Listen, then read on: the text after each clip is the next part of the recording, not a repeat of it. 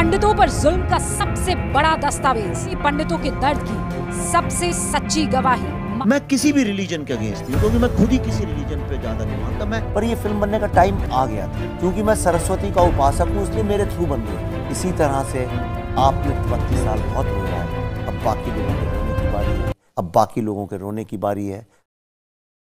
Welcome दोस्तों, इस video में बात करेंगे सोशल मीडिया की वायरल खबरें जुड़ी हुई हैं द कश्मीर फाइल्स के एक्टर और डायरेक्टर से। इस वक्त सोशल मीडिया पर जिस तरीके से इस पिक्चर को लेकर के चर्चा हो रही है और भारतीय जनता पार्टी के अलग अलग जो स्टेट्स हैं वहां पर इस मूवी को टैक्स फ्री किया जा रहा है। आपकी स्क्रीन पर हरियाणा, मध्य प्रदेश, गुजरात, गोवा, कर्नाटक, त्रिपुरा, उत्तर प्रदेश में ये मूवी टैक्स फ्री हो चुकी है। और तो और आपकी जानकारी के लिए बताना चाहूंगा कि अनुपम खेर और जो डायरेक्टर हैं विवेक अग्निहोत्री, दोनों की तरफ से जो कुछ भी इस वक्त मीडिया चैनलों पर बोला जा रहा है, जो कुछ होता देखा जा रहा है, उस पर काफी आलोचना हो रही है। और पुराने ट्वीट्स भी जो हैं वो निकल के बाहर आए हैं अनुपम खेर के और डायरेक्टर के। शेयर करना चाहूंगा सबसे पहले अनुपम खेर के, आज से समझ लीजिए 2013 का ये ट्वीट है। और इस ट्वीट में उन्होंने कश्मीरी पंडितों के बारे में क्या कहा था, जो कोई भी कश्मीरी पंडित पर बयान देता था उस पर उन्होंने क्या कहा था। आपकी स्क्रीन पर अनुपम खेर ने ट्वीट किया था। ये ट्वीट है 19 जनवरी 2013 का, जहां उन्होंने कहा था कि मैंने देखा है कि कुछ लोग कश्मीरी पंडितों के पलायन को धार्मिक बता रहे हैं और बना रहे हैं। यह नहीं है, मतलब ऐसा नहीं है, ये मानव दुखों के बारे में है। हिंदू मुस्लिम, मतलब उन्होंने सीधा कहा हिंदू मुसलमान का कोई एंगल नहीं है, ये इंसानों के दुखों के बारे में है। और कश्मीरी पंडितों के पलायन को जो लोग धार्मिक बताते हैं, इस पर उन्होंने तंज कसा था। लोगों ने अनुपम खेर के पुराने ट्वीट पर जो है वो रिएक्शन देना शुरू करा। आपकी स्क्रीन पर कार्तिक हैं, इन्होंने रिएक्शन दिया कि तारीख जो है वो काफ़ी मैटर करती है, क्योंकि चर्चा 2013 की हो रही है। ये सब कुछ लोगों के मुताबिक अभी हालात अलग हैं, पहले हालात अलग थे। इस पर उन्होंने तंज कसा। साथ ही साथ शेयर करना चाहूँगा आपके साथ, ये है विवेक रंजन अग्निहोत्री। जी हाँ, उन्होंने अपने आप को बताया था कि एट जामा मस्जिद, और वो क्या कर रहे थे आपकी स्क्रीन पर आगे मैं शेयर करना चाहूँगा। वो अपने आप को तो ये भी बता रहे थे कि वो किसी धर्म में नहीं मानते, जब मूवी को प्रमोशन करने के लिए आए थे। लेकिन अभी जब मूवी चल रही है, वो मीडिया में जा रहे हैं, तो अपने आप को किस तरीके से वो रिप्रेजेंट कर रहे हैं वो भी मैं शेयर करूँगा। जैसे कि आपने ये फोटो देखा, इसके अंदर किस तरीके से वो टोपी लगाए हुए हैं, हाथ उठा रहे हैं और लिखा #फ्रीडम। लोगों ने ट्रोल करना शुरू करा अनुपम खेर को, जहां उन्होंने कहा कि कौन सी चीज बदल गई है उस वक्त में और अब के वक्त में। तो लोगों ने कहा कुछ और नहीं, बस तारीख 2013 थी उस वक्त। और तो और लोगों ने और भी कुछ लिखने की कोशिश करी कि ये सेक्युलर अनुपम खेर अचानक से ये नफरती इंसान कैसे बन गया, क्या बदल गया 2014 के बाद से। No Bollywood movie is promoted with so hatred. इतनी नफरत से किसी भी मूवी को नहीं प्रमोट किया गया है। किस तरीके से भारतीय जनता पार्टी के वोट बैंक का ये पूरा खेल उन्होंने बताया, और सिनेमा हॉल के हालात बताए कि ये सिनेमा हॉल जो है वो आरएसएस की शाखाएं लगने लगी हैं। साथ ही साथ उन्होंने लिखा कि हर इंसान जरूरी है, चाहे वो कश्मीरी पंडित हो या गुजरात में मरने वाला, 2002 में मरने वाला है। सोशल मीडिया पर काफी आलोचना हो रही है। प्रधानमंत्री नरेंद्र मोदी की मीम्स तक शेयर किए जा रहे हैं उनके इस बयान के साथ, जहां प्रधानमंत्री नरेंद्र मोदी ने कहा था कि हिपोक्रेसी की भी सीमा होती है। साथ ही साथ शेयर करना चाहूंगा आपके साथ कि अनुपम खेर ने एक फोटो शेयर किया। उनको ये फोटो किसी ने भेजा होगा और इस फोटो को वो देख करके काफी खुश हो गए।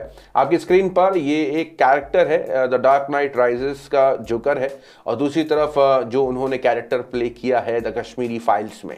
अब दोनों में सिमिलैरिटी क्या है नहीं पता, लेकिन जोकर उस फिल्म में जो है वो एक ऐसा इंसान बना था जो नफरत फैलाना चाहता था और चाहता था लोग एक दूसरे को नफरत की चपेट में आ करके एक दूसरे को खत्म कर दें। और कहा जाए गोदी मीडिया के खेमे में काफी कुछ हलचल देखने को मिल रही है इस पिक्चर को लेकर के। रूबिका लियाकत ने एक ट्वीट किया जिसके अंदर वो अनुपम खेर को जो है वो चुप कराती दिखाई दे रही है, क्योंकि अनुपम खेर जो है वो काफी इमोशनल हो गए थे, क्योंकि वो अपने मामा की कहानी बता रहे हैं, उस पिक्चर को दर्शाते हुए बताते हुए कि मेरे मामा के साथ कितना बुरा सलूक हुआ। यहाँ हम देख सकते हैं कि मीडिया में जिस तरीके से पूरा इमोशनल बनाने की कोशिश की जा रही है, और यही वो अनुपम खेर थे जो आज से कुछ साल पहले यानी 2014 से पहले 2013 में इसी मुद्दे को लेकर के किस तरीके से वो क्या कुछ लिखते थे, इस पर भी काफ़ी आलोचना।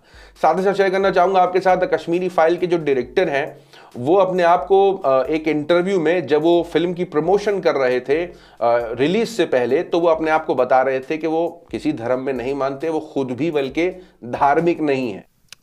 मैं किसी भी रिलीजन के अगेंस्ट नहीं हूं क्योंकि मैं खुद ही किसी रिलीजन पे ज्यादा नहीं मानता।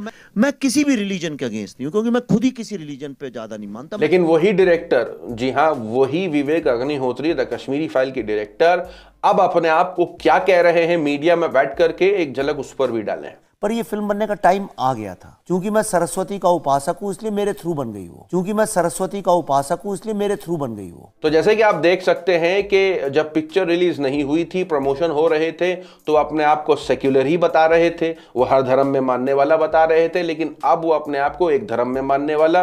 और किस तरीके से ये पूरी पिक्चर जैसे ही रिलीज हुई है, इसमें एक धार्मिक एंगल लगना शुरू हो गया है। इसी तरह से आपने 32 साल बहुत रोया है, अब बाकी लोगों के रोने की बारी है, अब बाकी लोगों के रोने की बारी है।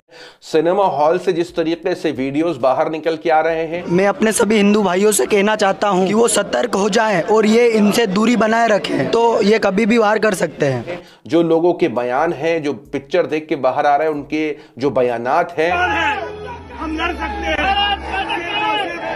जब तक ये सेकुलर खुला रहेगा ना अंदर, हम ऐसे ही मरते रहेंगे। वो भी काफी कुछ निकल के आ रहा है बाहर, और लोग इस तरीके से इस पिक्चर को देख करके राय बना रहे हैं।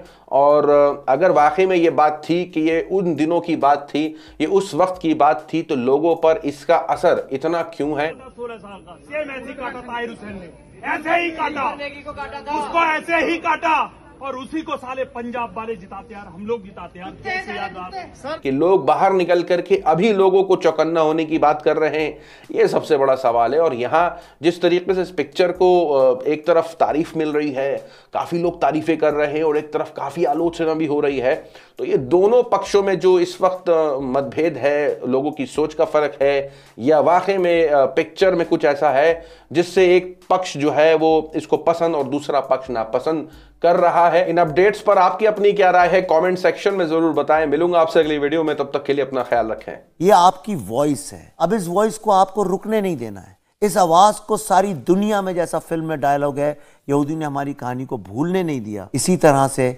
आपने 32 साल बहुत रोया है, अब बाकी लोगों के रोने की बारी है, प्रायश्चित की बारी है। इन यादों को दफन नहीं होने दीजिए।